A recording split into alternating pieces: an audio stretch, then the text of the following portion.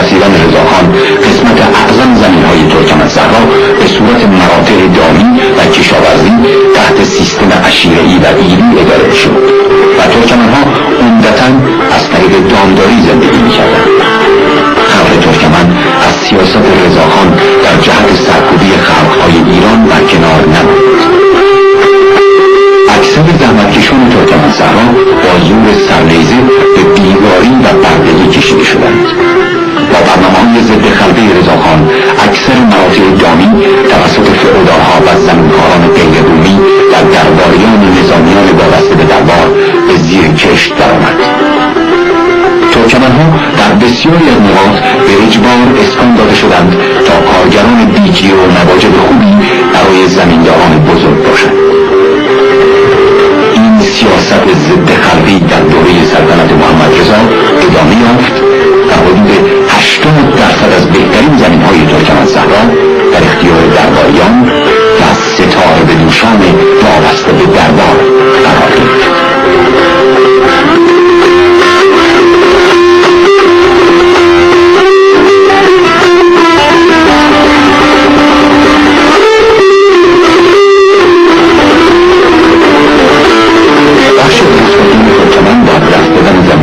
ناچار به شهر آوردند.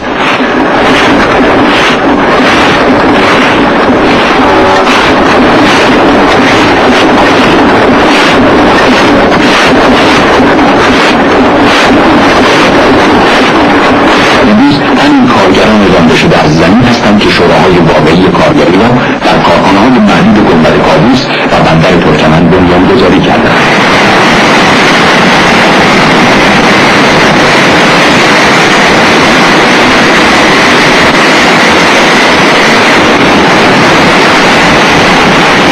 شما در مورد شورای شما که مسئولیت‌ها دارید بخواهید چجوریه و اصلا ضرورت این که من شورای شما ایجاد کردیم چی بوده؟ ما میخواییم این شوراها با کارگران همش میخواییم جمع کنیم متحد بشیم و هر چیزی که حق ما میره به حق ما برسیم و حق مسکن و به کارگران میدن یا نمیدن، بعضیشان میدن بعضیشان نمیدن، حالا نمیدن. اینا را به شورا میگیم باید همه‌شان گرفته بشه.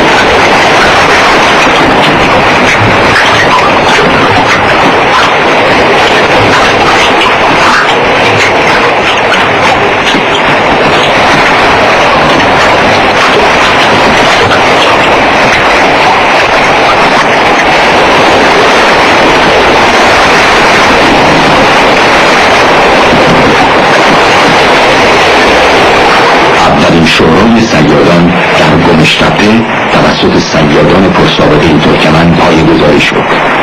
جلسات این شورا همه جا تشکیل می شود: در کانون سیاسی و فرهنگی خلق ترکمن، در حاشیه دریا و در کوچه های گمشتپه. من آشور محمد جاذبی به عنوان شورا مابین صیادان تشکیل کردم.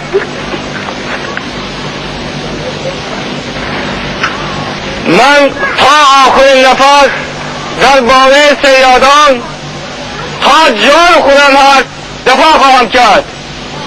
اگر با این رژیم دولت قدرت داشته باشد خواسته‌های ما را تشکیل بدهد و آن کارفرماها ما کار میکنیم نصف پول ما را از ما میگیرند. به این قانون است که نصف را باید تحویل بگیرد از ما.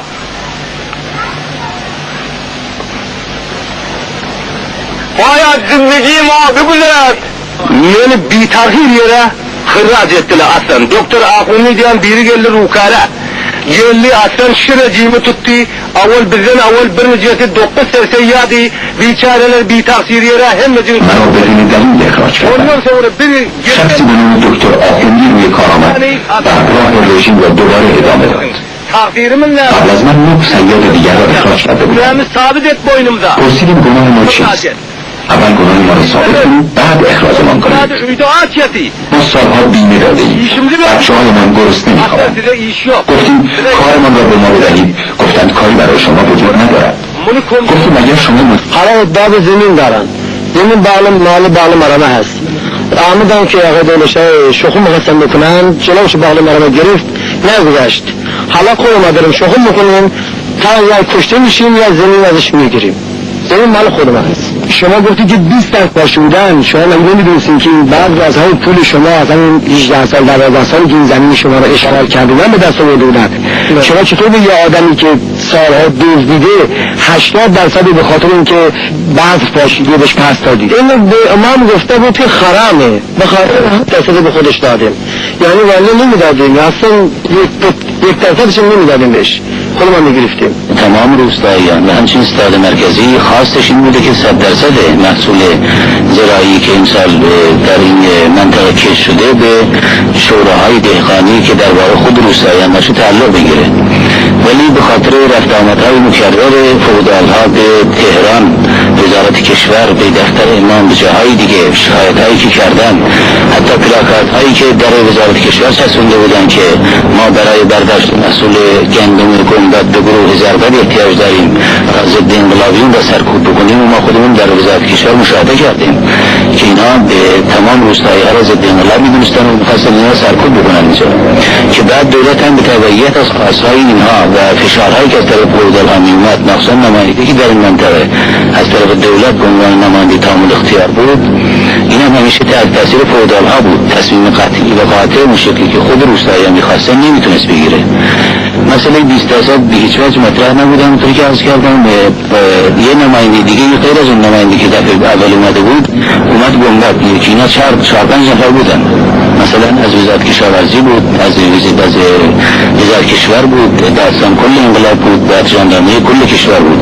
که اینها در مورد مسئله 20% با توجه به فعالیت‌هایی که فئودال‌ها کرده بودن حتی اینقدر توپشون پر بود به قول معروف میگفتن که ما برای این که دونه از مسئولان روستایی هم ندیم حاضرین 500,000 نفرم در منطقه سرکوب بکنیم 500,000 نفرم نابود بکنیم و این نظر دولتی که باید هیچ 20% به کسی تعلق نگیره و حتی میگفتن که از ضرر ضرر یه نامه‌ای هم به ما نشون میداد وقتی هیئت نمایندگی ستاد با نماینده‌های دولت مذاکره میکردن تو این نامه نوشته بود که میگفتیم از قول امام من دارم میگم از ضرر ضرر هر کی کش کرده باید برداشتن بکنه روستایی حقی ندارن در حالی که روستایی میگفتن ما 30 سال 25 سال بینام از دستمون رفته حتی اول سالی که از ما گرفتن این به عنوان اجاره از ما گرفتن اگه قرار باشه ما واقعا از طریق قانونی اقدام بکنیم 30 سال اجاره مون بگیریم به اضافه این محصول 100% امسالی که باید از اینها بگیریم محصولات دیگه و مبالغ دیگه هم از ما تازه طلبکاریم به همین خاطر روستایی هم اموال اینها رو که سر مزرعهشون بود ضبط کردن شوراها به وسیله شوراها و همین که 100% محصول میخواستن آقای توماج فکر میکنید که ریشه های واقعی جنگ تحمیلی در همین مسئله زمین به محصول مرتبط باشد؟ ما 100% مطمئنیم که اینا رو این جنگ رو